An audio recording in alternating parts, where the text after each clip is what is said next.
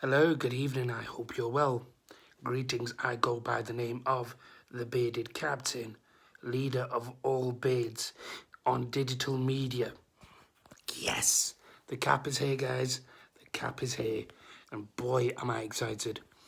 But of course, guys, greetings, I go by the name of the Bearded Captain, leader and flag bearer and trendsetter of all beards on digital and digital broadcaster media. I am that beard who tries to make people laugh, and I am that beard who tries to make people smile through his witty banter and his one-line jokes, which you have seen, and there will be many, many, many parts of the one-line jokes to come. Because, of course, what do we say? The quest of a beard is to try and make people smile because of the bearded pledge, which is 1% growth, 99% attitude, and 110% swag, with the ability to make people laugh. Of course it is. So, my bearded beloveds, without too much further ado, it's getting a bit contagious now, this. I want to do a video which is not necessarily beard related. And here is another one. So for the Muslim beards, as we talked about in the previous video, excuse me, we are in the holy month of Ramadan. Now, we are also going through the lockdown and we're going through the coronavirus pandemic. Now, I want to make some parallels, some similarities. I want to draw some parallels, if that's the right phrase, and bring some similarities to the fore. Now, Ramadan, obviously, as we've already explained, it's 29 or 30 days, depending on the lunar calendar, of abstaining from food and drink and desires, of course. But I want to bring the similarities to this.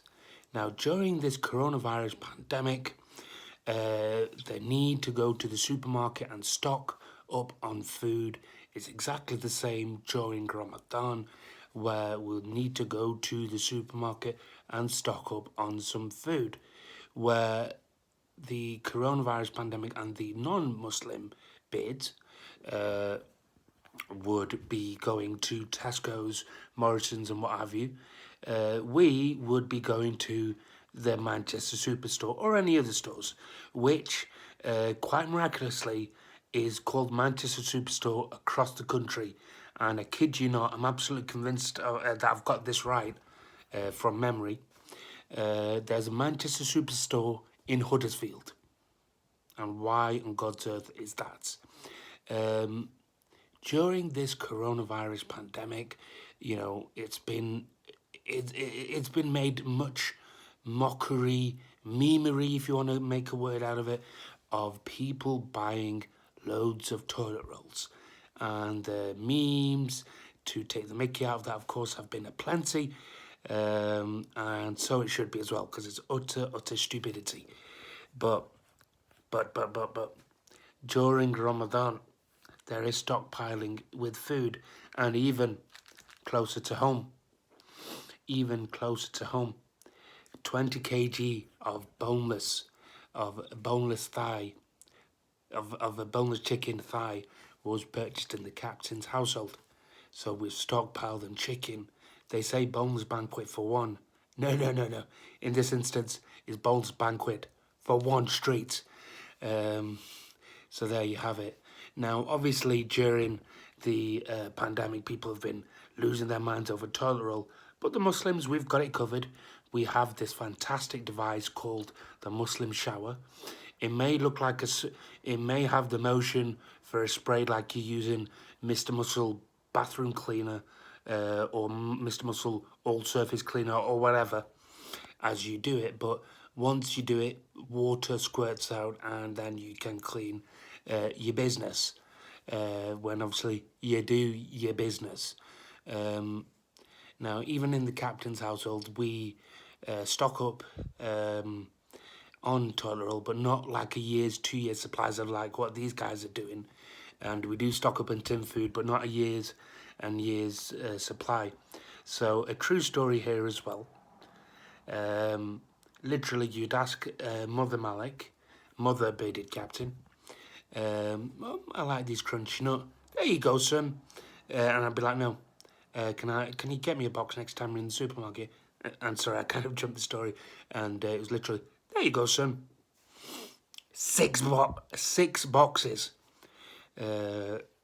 because I liked crunchy nut, and that's how they do it in the Asian / Muslim household.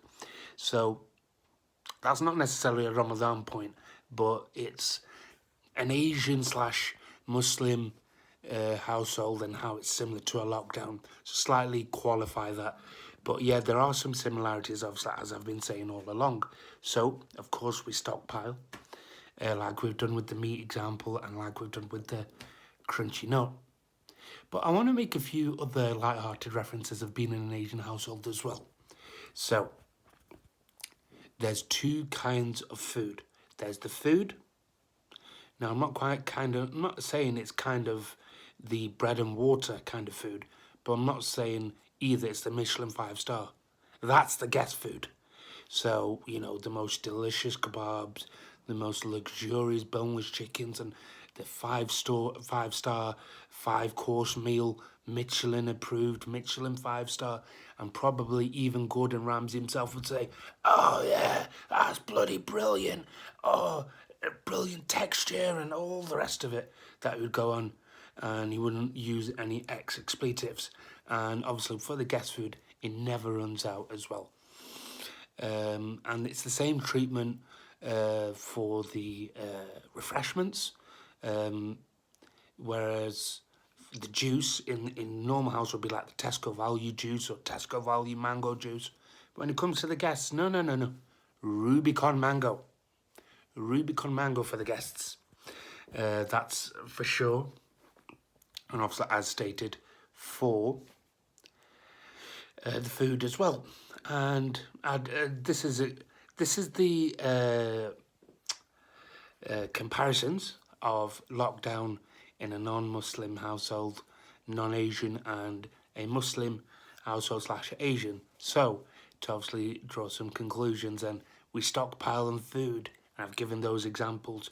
We do stockpile, but we don't quite stockpile as much. And obviously during Ramadan, whereas in this lockdown you can't go out, during the Ramadan you don't really want to go out because you're exhausted from obviously the lack of food and lack of oxygen to the brain at the stage. So there you go.